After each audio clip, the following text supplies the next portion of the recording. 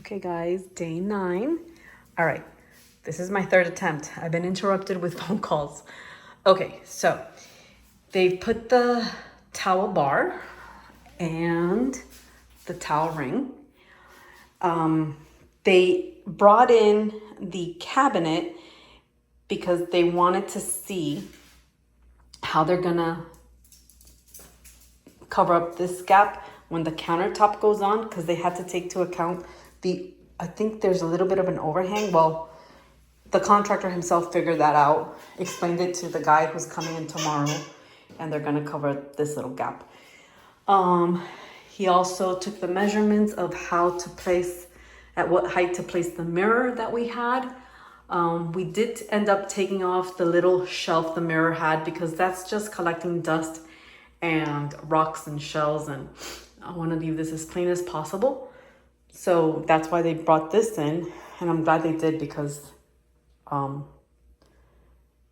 just so I was here so I can make sure how they're gonna cover up these little gaps.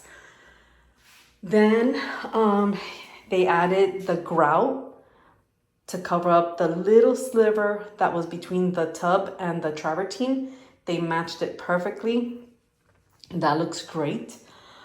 He swiped down the towel one more time.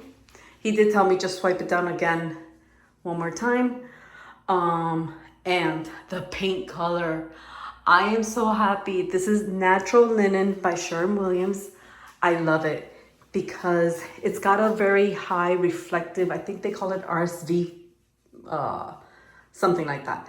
But you can see where it's beigey on one side, tan. So depending on how the light hits it, I love it. It is not pink pastel. I love this color.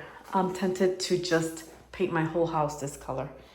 So it's a nice, compared to what it was before, Killing Beige, this is a little lighter, more neutral, more beigey gray.